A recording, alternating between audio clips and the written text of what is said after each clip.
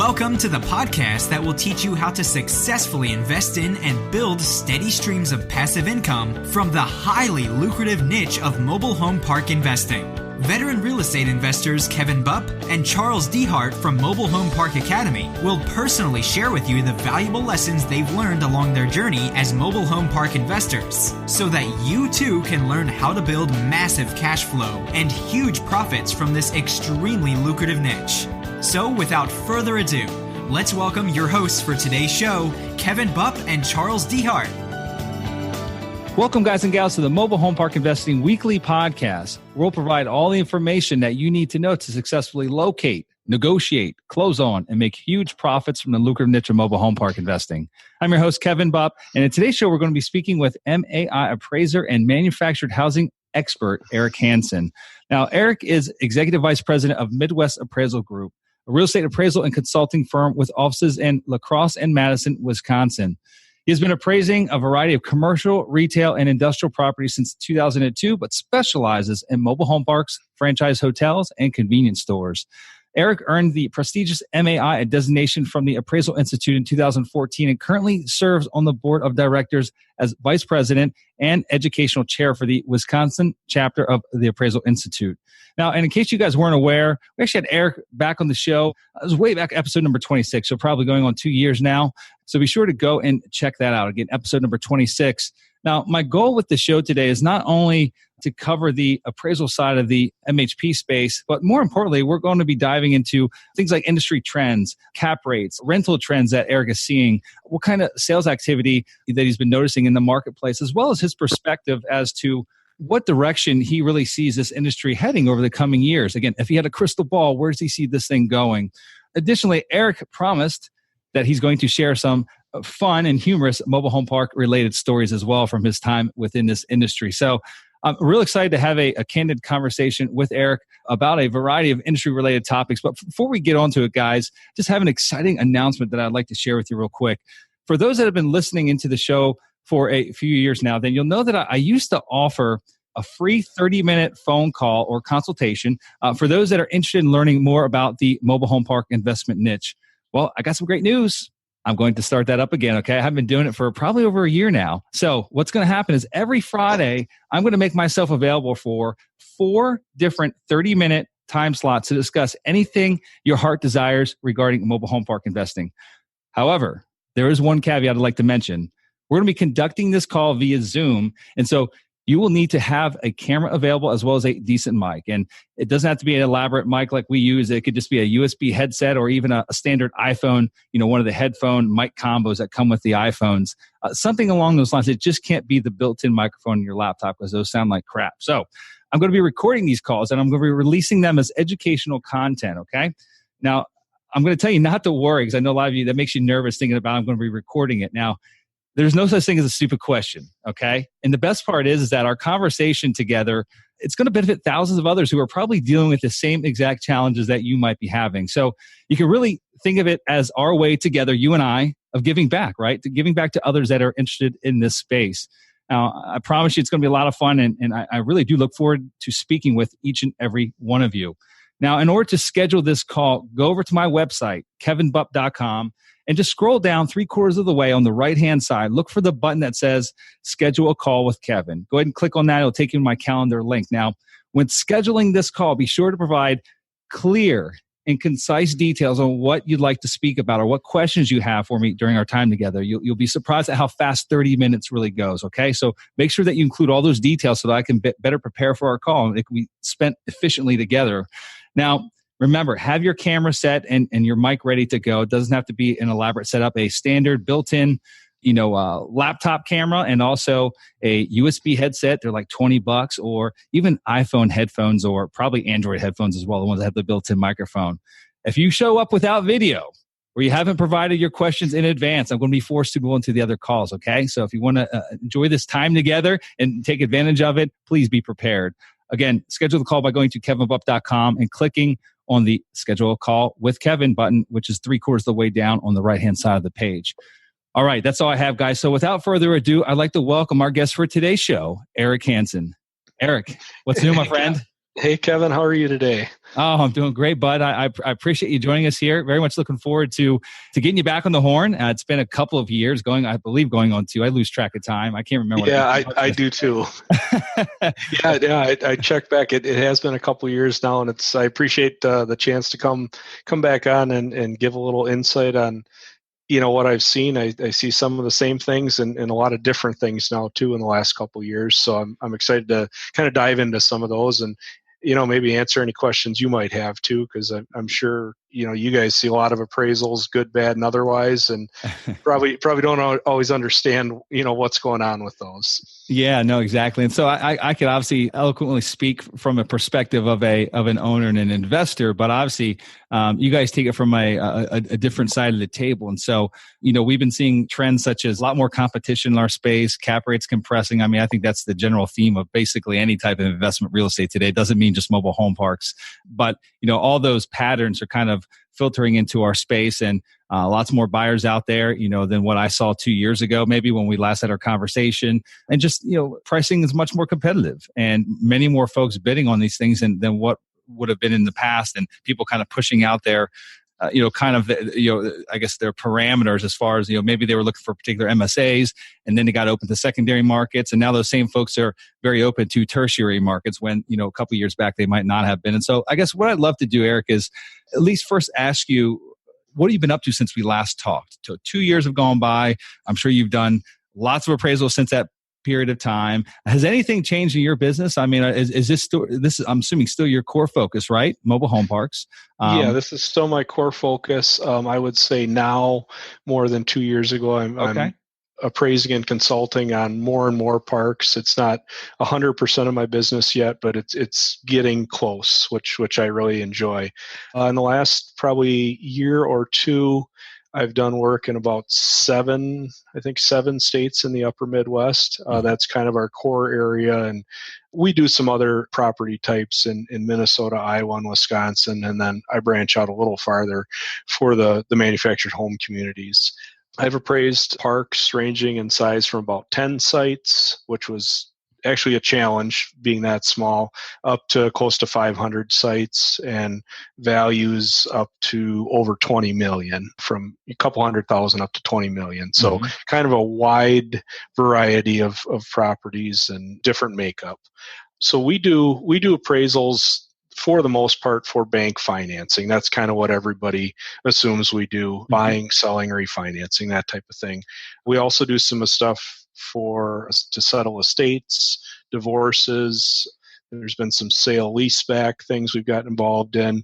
So a few of those things too, as well as the traditional lending side of it. Okay. I guess probably 5 or 10 years ago, when how many years have you been appraising parks again? What was the year that you really got your start? About 2012. Okay, so you've been at it now for 5 years, or I guess 6 years now, 6 or 7 years. Sorry, my math is really bad. I couldn't even add that quick. No. In any event, tell me about what you've noticed as far as the difference of buyer types, or I guess new buyers coming to the space. I bet you 5 years ago, you probably saw a common theme, a lot of the same buyer groups, right? Buying in certain regions. Whereas today, are you noticing lots of names that you haven't seen before? Absolutely. I really am. And a lot of the names that have been around and are bigger operators now, but a ton of new people or that are either in the industry or trying to get into the industry. I get a lot of questions on my LinkedIn account, or want to get started in this industry, where's a good place to start? Or, a lot of times what's for sale, that type of stuff. We get that question a lot. A lot of new people coming in from, maybe single family people, or apartment people, a lot of different asset classes, and some people that have zero investment experience coming in. Just they think it sounds like a cool industry, and little do they know how tough it is. But yeah, a lot of new people in the industry. We've done a lot of work in the past couple years for people that are on their first, second, third, fourth part, kind of getting that ball rolling. And I've seen, and you probably would agree with this, that the first one is kind of the hardest one to get across the finish line. And once you get that ball rolling a little bit and get a little experience, it doesn't necessarily get easier, but maybe it makes a little more sense once you've got that first one going a little bit. Yeah, I think with anything, it's always hard to get that first one done, right? You get the first one done, builds the momentum a little bit, and kind of takes some of that initial fear away. And hopefully, that first one actually was successful, right? Right. If you lost your butt on the first one, then the second one might not ever come. But yeah, exactly. Yeah, and hopefully they are successful because that keeps us busy too. So. Have you noticed that some of the older buyers, I guess not the older buyers, but the groups that have been around longer, do you notice that they're picking up their buying activity, or do you see maybe the opposite trend where the folks that have been in the space a really long time are kind of holding steady, being cautious buyers, and now you got all these new groups coming in being a lot more aggressive with their purchasing criteria? Are you seeing anything like that happen? I would agree with that 100%. Some of the existing buyers that we worked for, 5 years ago, 6 years ago, they have slowed down a little bit. They're still buying some stuff, but it seems like it's not necessarily the big turnaround projects. There's some of that, but not as much as we used to see. Mm-hmm. But definitely the new buyers are far more aggressive. I don't know if that's a good thing or not, but it seems like they are really willing to pay those low cap rates and maybe buy in an area that doesn't make a whole lot of sense. And the more seasoned operators seem to a little bit stick in kind of the traditional MSAs that they like to be in and that sort of thing. Can you quantify maybe a little bit of when you say maybe areas that might not make as much sense? What do you mean by that? Maybe like a small area that has a ton of vacancies and it's really that is a market vacancy, and we'll get into that maybe a little bit later on different vacancy types, but maybe it's a small area that is 50% vacant, and that's just the market. There really just isn't a ton of demand there.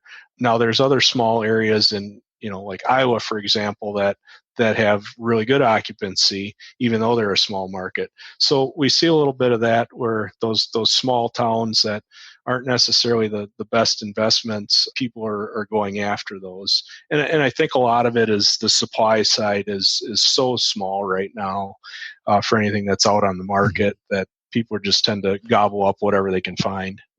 How about, one of the interesting trends that I've seen, in fact, that one that we've even been a lot more open to over the recent, I guess, year or two is the infill opportunity, right? Buying a park that's got maybe a significant amount of vacant pads that are fully developed that has an opportunity for us to bring new homes in. I feel like maybe, 5, 6, 7 years ago when we started dabbling in this space that people avoided those types of parks like the plague. Whereas today, they're realizing the opportunity that's there, especially with programs like the Cash program. I know Legacy has a program, Cavco has a program, a bunch of different programs that really assist park owners and operators in providing financing or, opportunities for them to bring these new homes in that 7 years ago might not have been possible because it was too capital intensive to go out there and buy, 20 brand new homes cash. So can you speak to that a little bit? Do you see the same things that I'm seeing as far as the desirability of those types of highly vacant parks? People are gobbling those things up like Skittles, whereas they might have been avoiding them before.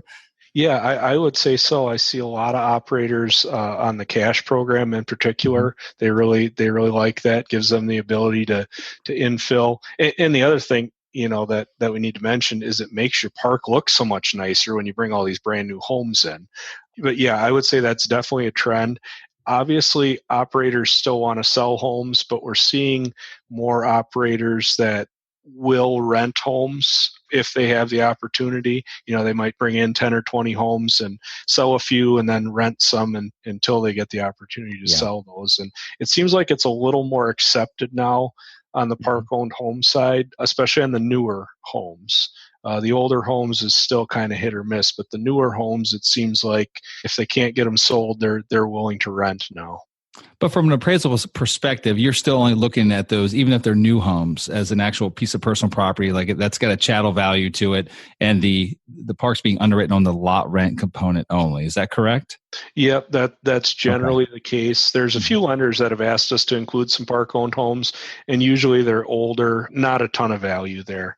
But in general, we are focused on the lot rent potential. So we look at what's actually occupied economically, not just physically.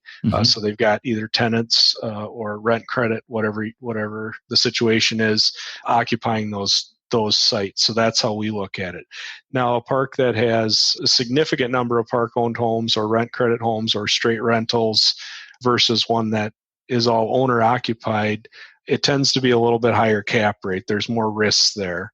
So we're going to look at a higher cap rate and possibly a higher vacancy rate too. You have the turnover with the rentals and also some of the park-owned homes and rent credits. You'll have some turnover there.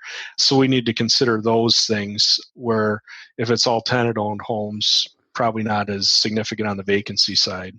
Now, how do you look at the ones that have like the 21st program in place? I mean, folks that are only putting 5 and 10% down, do you apply a higher cap rate, higher risk profile to those types of communities? Let's say it's a 100 space community, 40 of the homes in there are from the 21st mortgage cash program, park owners guaranteeing those. But obviously we know that there's a high default rate when folks only have to put a 5 or 10% downstroke in the game. I think it's inevitable that the default rate's going to be high in that program. I've seen it play out already. So do you put a different risk profile in those types of communities that have a lot of cash programs or a lot of cash homes in there? Yeah, absolutely. Okay. You have to, because that turnover is there, and it's more risk to the owner. And somebody buying that community with half cash homes, they inherit that risk. So there has to be some consideration there. Okay.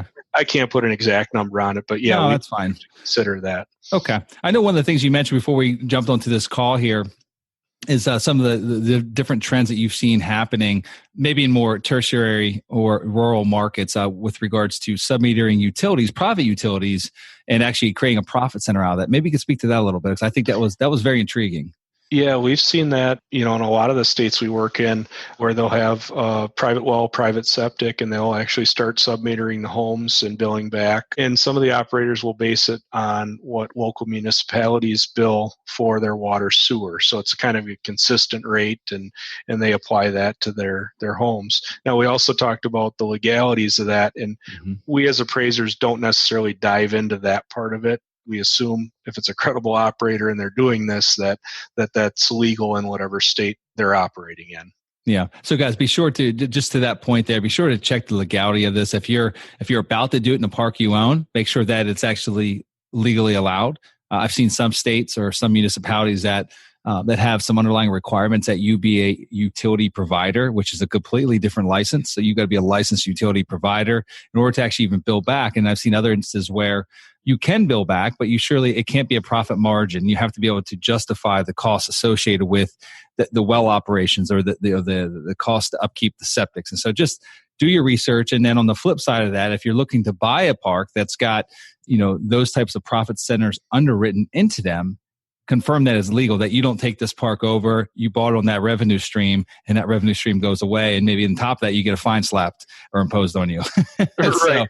Yeah, that wouldn't be a fun situation. So just dive a little deeper into that and see if that might be an opportunity for you. I know that in two of the communities that we own, in Maryland, I was telling Erik this, that we're on septic and private well, and we just recently submetered those parks, not with the intent of necessarily, at least not today, with the intent of billing back for usage, but more importantly to really identify who the violators and the abusers are that are wasting a lot of water. Because ultimately, when you've got someone that leaves their faucet on or they've got a leaky toilet, it's like death to a septic system getting overloaded. And so we want to basically salvage our septics that are there, and we want to basically identify those abusers and take care of it accordingly so that we're not replacing leach fields or septic systems on a regular basis. So that's why we're doing it there.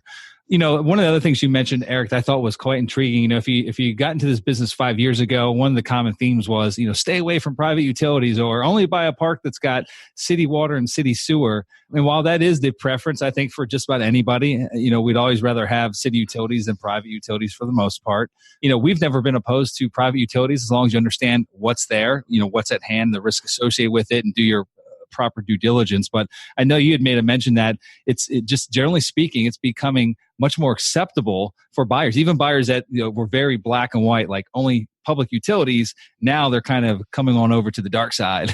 And they're a little more accepting of private utilities. Yeah, that's a good way to put it. We're definitely seeing that, especially on private water. That doesn't seem to be a deterrent anymore. And a lot of that is, the cost to drill wells is generally not significant in most areas if you have decent soil and a decent water table. probably still a little hesitation on some types of private sewer. Generally people still don't want the packaging plants and that sort of thing. But the septic systems are becoming more acceptable too, depending on the structure and how many, things like that. We'll see cases where there'll be a private septic system for every 2 homes. So you got 50 in a park. That's a pretty big responsibility if those start to go bad, where maybe it's better to have 1 or 2 systems for the whole park to be able to maintain. But yeah, in general, the private utilities becoming more acceptable. Yeah, got it. And how do you adjust for risk or for pricing or value, I guess is the best way to put it, when take 2 parks that are literally maybe in the same area, same MSA, one's on public utilities, one's on private. Are there adjustments made due to the fact that one's got private utilities? Generally, if all of the things are equal, that's going to be built into the cap rate that investor paid. So when we verify sales, some of the sales, it's stuff we've appraised, so we know everything about it and based on how that investor looked at it. But if it's stuff we're not real familiar with, we'll try to contact the buyer or seller and see how that sale went together and see what their thoughts were on either public or private, and if that really made a difference. And sometimes it doesn't. They might say, no, that the well didn't concern us, so we didn't really adjust the cap rate, and that's what we're going to pay for it.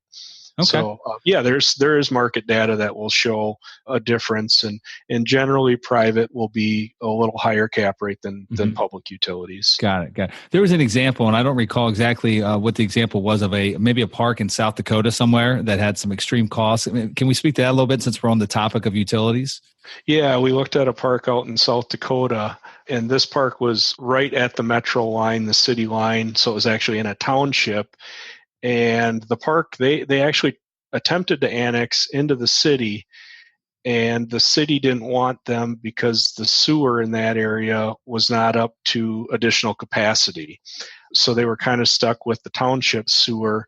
And the cost to the owner was paying water and sewer expense at that time, was running about $150 a month per site. Wow. And I talked to the owner. The owner's son was a civil engineer, so he knew everything about the structure of the park. And he said, they've tested, there's no leaks. That's just what the bill is.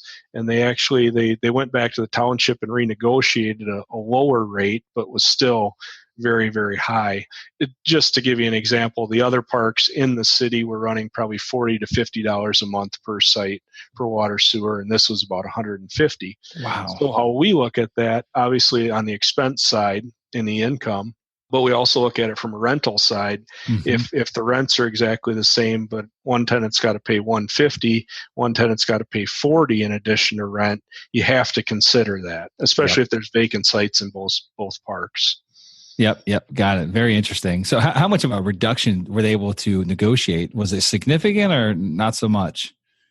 I want to say it was about 25%. I don't have the notes right in front of me, I guess. But it was better than nothing. But still, it would have been, if they were able to annex and pay additional real estate taxes, it would have been far cheaper to do that than to continue to pay those township sewer costs. Got it. Let's talk about some of the trends that you're seeing with regards to market rents. I mean, I still am a firm believer, and I'd love a debate on this if there is one. I don't think there is, because I think you'll probably be on the same page. But just regarding, lot rents across the country, I still personally feel like if we're generally speaking about our industry, mobile home parks, that lot rents on average, and there's some, markets that don't necessarily apply to this, but for the most part, they're below where they probably should be. And I think a lot of it has to do with just, this being very much a fragmented industry, lots of mom and pops in this space that I've seen many markets, I'm sure you have as well, where it's dominated by all mom and pop operators that have owned for 40 plus years. There's not one professional operator in that space,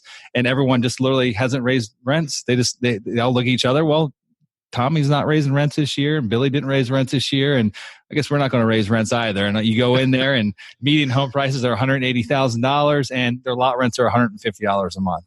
I've seen many markets like that. I'd love to get a sense from you as to what really do you think? How much room is there really to run as far as market lot rents? I mean, just industry as a whole, based on your outsider's perspective, looking in and being that you're obviously an appraiser. Sure. 5-6 years ago, it was common to see lot rents in the the mid 100s in the upper Midwest, 150, 160. Wow. Yeah, it's crazy. Those days are gone. It's hard to find things below 200 now, plus water and sewer on top of that. In general, lot rents have gone up in all the markets we work in. Still zero consistency, none whatsoever. And you touched on it, still a lot of the mom and pop owners, and you'll have larger operators in the same towns, and their rents will be $150 difference. Sometimes the larger operator has zero amenities, so they're basically the same park, and there's just this huge lot rent difference. So part of what we need to do is try to justify that. Why is this park $450 and this one's $300? Is that the market, or is it just the operator? Sure. And most times it's just the operator. In general, I would say the larger operators, the Sun Communities, those type of groups, the big REITs, they're generally $50 to $100 more than everybody else in the different markets, or higher.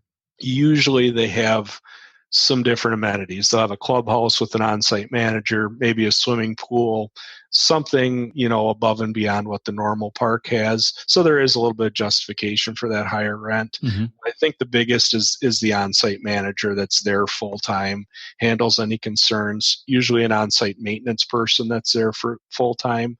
So there is some value in having those people there and passing that through on the rental side.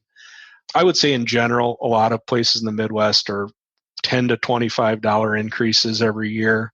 That seems to be kind of the general consensus. Some are a little bit higher. We still see some that do it $3 or $4, real minimal. But yeah, kind of that $10 to $25 is the range we see. I'll give you a specific example. Sometimes I like to say that manufactured housing doesn't follow the typical trends of real estate. And what I mean by that is, you have a smaller market, you assume that prices and values are smaller than a larger metro. I did some work out in North Dakota, out in Minot, this couple months ago. Minot's got a population of about 48,000. Their rents out there are in the low to upper 400s, including water and sewer. And then if you shoot down to Sioux Falls in South Dakota, population of 184,000, so basically 4 times as big as Minot, rents are in the low to mid 3s plus water sewer. So when you adjust, the rents are basically the same in both markets, but you have one market that's 4 times as large as the other market. So it doesn't fit the traditional real estate thought process there. So kind of interesting there. The other interesting thing was the average housing in Minot was about 228,000, and Sioux Falls is about 180,000. So a little bit of a difference there. And Minot, if you look at it on a map, is just kind of in the middle of nowhere, but they've got a good economy, big Air Force base there. Everybody within 100 to 200 miles comes there to do all their shopping and all their other, goods and services. So there's a lot of demand in that area despite the population. So going back to our typical, what investors look for, the MSA of 100,000, things like that, Minot doesn't fit that criteria, but it's a really strong market and really low vacancies out there. So kind of a little curveball there.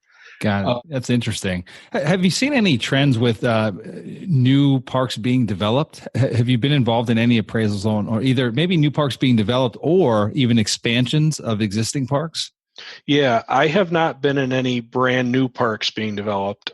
I've heard of some down south. I think there was a big one in Louisiana that was recently completed or under construction. That's kind of out of our market, so we didn't go down there for that one. We have seen there's been different parks. I think there was one in the south side of Des Moines that was doing a big addition. Traverse City, Michigan, there was a large operator that was putting a massive addition on. There was one recently in Battle Creek, Michigan, putting an addition on. Yeah, so that's definitely happening. I think more of the addition than the new construction. And I think some of that is, you always have the battle with the municipality that doesn't want the mobile home park. Right. I think if you're already there and established, okay, what's another 20 homes on that site? I think that's how they kind of work that angle a little bit, but definitely demand in all those markets I mentioned for new homes and just affordable housing in general. Got it. Do you assess any type of risk when doing appraisals? I mean, have you done any appraisals in markets where there's rent control present? And if so, Is there additional risk associated with that from a value perspective? The first question, no, we have not done anything with rent controls. So I can't really answer the second question. I'm not sure how investors look at it. My own perspective would be, I would think there's got to be some risk, because if you got to go through the procedures every year to raise your rents, that's probably a hard thing to do and justify a rent raise to the county commissioner or whoever it is. And they probably already don't like you because you own a mobile home park. Right. And here, let's try to reduce some of our expenses or raise our rents a little bit. They're probably not going to go along with it. So just my take. Got it. Fair enough. Well, so you've been in the space, you've seen a lot. I'd love to maybe end this interview on a more comedic side of things and maybe share one of your maybe top one or two stories that you could enlighten us with here. And it could be maybe comedy, maybe horror. I mean, you go ahead. I'll let you take the mic and run with it. But if you would, maybe share some stories from your time in the business. Yeah, I got a couple stories. One relates back to Minot out in North Dakota.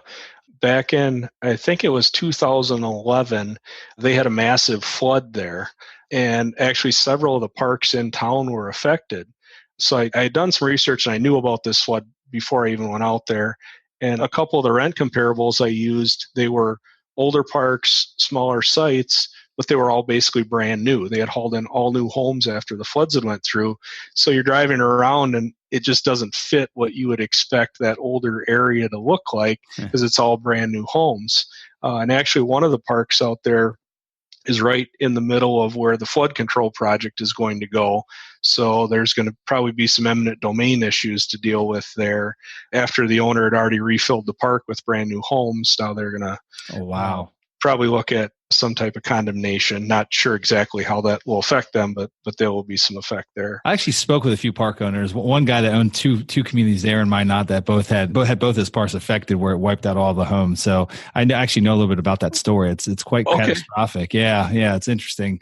Yeah, but in the meantime, they've done some flood control and put some dikes in place and things like that. And it's a major, probably 10, 20-year project to get everything straightened out there. But kind of interesting. So you don't expect that going in there.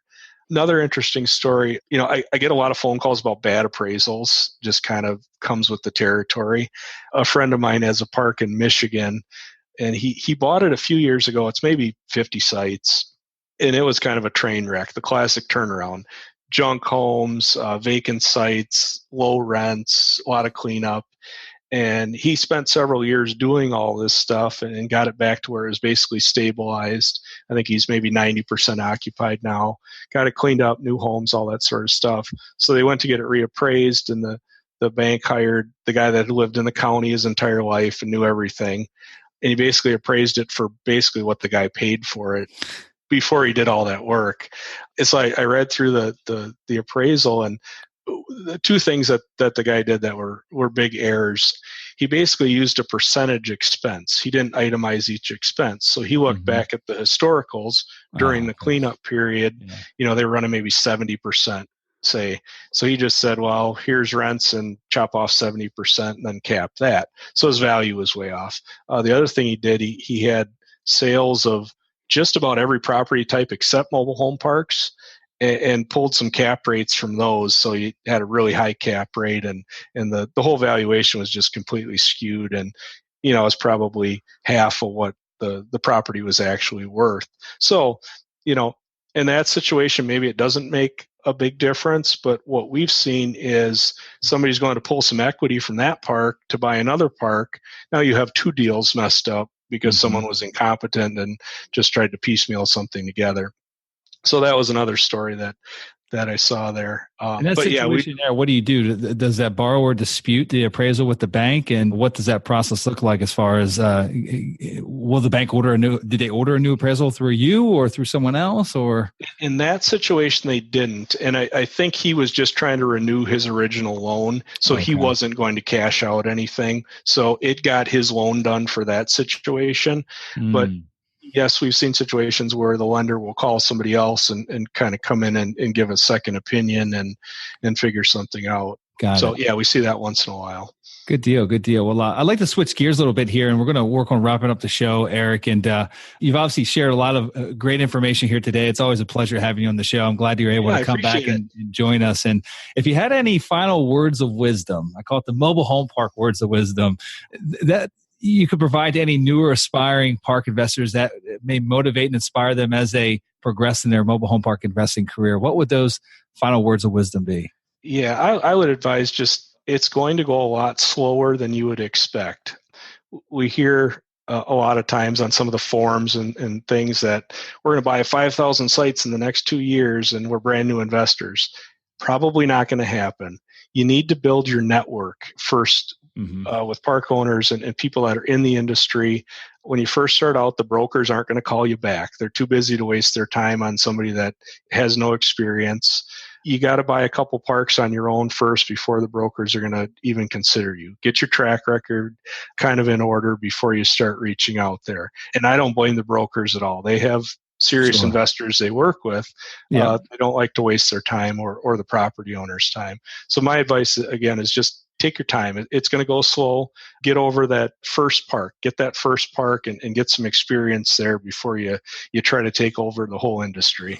Yeah, speaking to that 5,000 lots, the very aggressive goal, and I love big goals, right? The big, hairy, audacious goals are awesome. But, one of the challenges with this industry is actually being able to deploy that much capital into the space. If you start talking about buying multifamily apartments and you want to acquire 5,000 doors, very much realistic. And it's realistic within the mobile home park space as well. It's just you got to understand that there's not as much inventory out there to pick from. And the deal sizes aren't nearly as large. And the average apartment complex, while that might be 250 or 300 doors, that's surely not the case in the mobile home park space. You're probably going to have the opportunity to purchase more along the lines of 100 unit park, 100 lot size parks versus the 300 and 400 lot size parks. Although the larger ones exist, they're not as readily available as you might find in like the multifamily apartment space. So I don't know if you notice the same thing or agree with me on that, Erik. Yeah, absolutely. It's hard to go big in this industry. It takes some time. And yeah, generally when apartments sell, they're fairly big complexes, so you can acquire more units. Another thing I'd like to add, Kevin, is I see a lot of the marketing flyers that people send out. And for the record, I have not seen yours. I would advise to get creative with those. I see some that are so boring. It's literally like typewriter font, I want to buy your park, call me. Tell your story. Tell the story of who you are, what you're trying to accomplish. Maybe put a picture in there, something like that, something to appeal to that owner. And we see when we go out to appraise a park, maybe for a refinance, the owner will hand us a stack of these cards. Here's all these flyers. Everybody wants to buy my park. And you look through them and you kind of laugh. Just get creative with that and send a personal message. That'll get you a lot farther.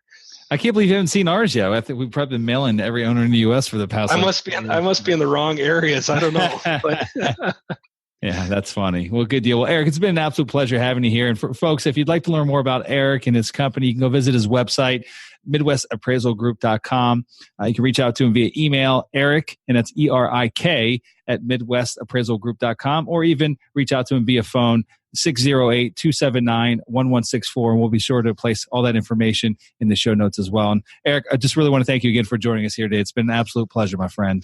Yeah, thanks, Kevin. I really appreciate coming back on here, and I'm happy to talk to anyone in the industry. If you want to give me a call and just chat, happy to do that. Okay. Guys, that's all we have for today's episode. Before we say goodbye, I just want to remind you of the free gift that we give all listeners who take the time to go over to iTunes and leave a review and rating. We'll give you the exact cold call script that we use in our very own business. As Erik had mentioned, a lot of people do direct mailing. We do as well, but we also do outbound cold calling, which is another great form of direct-to-owner marketing. And so if you'd really like to take your business to the next level and get that first deal done or that 10th deal, whatever deal it might be, you definitely need to be utilizing outbound cold calling into your business. Now, what you need to do to redeem that free gift is go over to iTunes, leave that review, and then send an email to gift@mobilehomeparkacademy.com. Just tell us who you are and what screen name that you use to write the review, and we'll go ahead and respond back with a email with the attachment of that cold call script.